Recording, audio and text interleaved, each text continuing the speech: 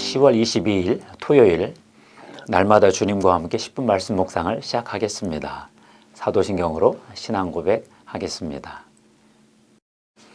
나는 전능하신 아버지 하나님 천지의 창조주를 믿습니다. 나는 그의 유일하신 아들 우리 주 예수 그리스도를 믿습니다. 그는 성령으로 잉태되어 동정녀 마리아에게서 나시고 본디오 빌라도에게 고난을 받아 십자가에 못 박혀 죽으시고 장사된 지 사흘 만에 죽은 자 가운데서 다시 살아나셨으며 하늘에 오르시어 전능하신 아버지 하나님 우편에 앉아 계시다가 거기로부터 살아있는 자와 죽은 자를 심판하러 오십니다. 나는 성령을 믿으며 거룩한 공교회와 성도의 교제와 죄를 용서받는 것과 몸의 부활과 영생을 믿습니다. 아멘. 찬송가 270장 나 주를 멀리 떠났다 찬양하겠습니다.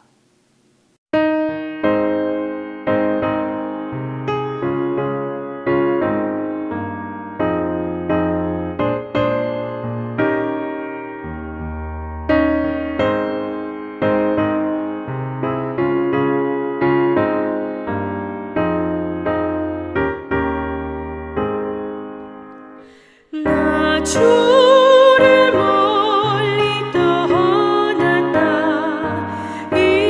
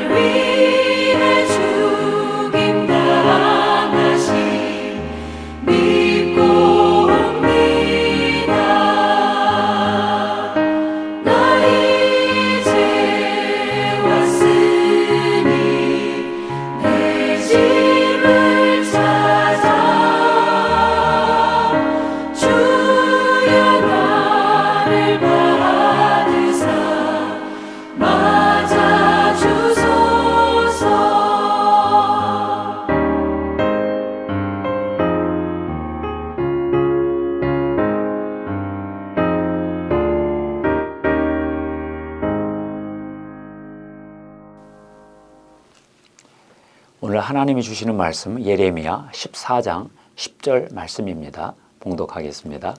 여호와께서 이 백성에 대하여 이와 같이 말씀하시되 그들이 어그러진 길을 사랑하여 그들의 발을 멈추지 아니하므로 여호와께서 그들을 받지 아니하고 이제 그들의 죄를 기억하시고 그 죄를 벌하시리라. 러시아 우크라이나 전쟁 이후 세계는 식량 문제, 인플레이션 문제로 시달리고 있습니다. 두 나라가 다 곡물 생산국이어서 세계 식량 공급에 차질이 생겼습니다. 세계화 시대 30여 년 동안 전쟁 없이 살다가 다시 전쟁을 보고 있는데요. 국제 정치에서 다시 정글의 시대가 오고 있는 것 같습니다.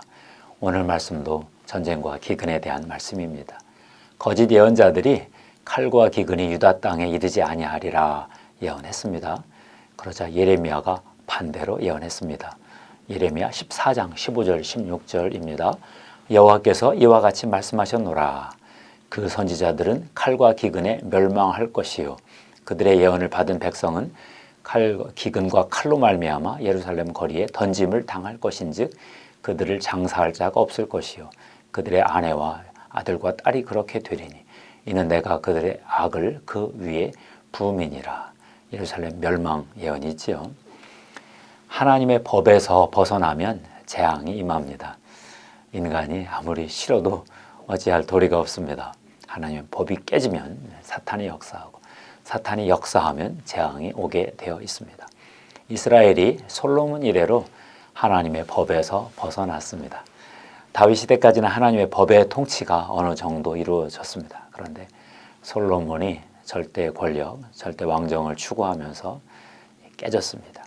예레미야가 재앙을 선포하는 건데요. 칼과 기근이 온다 했습니다. 신명기 28장에서 모세가 선포했던 재앙을 그대로 선포했습니다. 거짓 예언자들은 그래도 하나님을 예배하고 있으니 칼과 기근은 오지 않을 것이다 예언했지요. 그러나 예레미야는 하나님을 섬겨도 칼과 기근의 재앙을 피할 길이 없다 했습니다. 그들이 어그러진 길을 사랑하여 그들의 발을 멈추지 아니하므로 여호와께서 그들을 받지 아니하고 이제 그들의 죄를 기억하시고 그 죄를 벌하실 것이다. 참 치명적인 말씀이죠. 이스라엘은 왜 하나님의 법에서 벗어났을까요? 여호와 하나님 이외에 다른 신들을 예배했기 때문인데요. 다른 우상을 섬기는 게 그렇게 위험한 일일까요? 위험합니다. 왜냐하면 다른 신들의 법도 따르기 때문입니다. 그들이 섬기는 신들의 법을 따르는 게 인생이기 때문이지요. 예레미야 2장 25절 말씀입니다. 오직 너는 말하기를 내가 이방 신들을 사랑하였은지 그를 따라가겠노라 하도다. 이스라엘이 왜 이방 신들을 우상들을 사랑했을까요? 우상신들이 약속하는 이 땅의 풍요와 쾌락이 너무 달콤했기 때문입니다.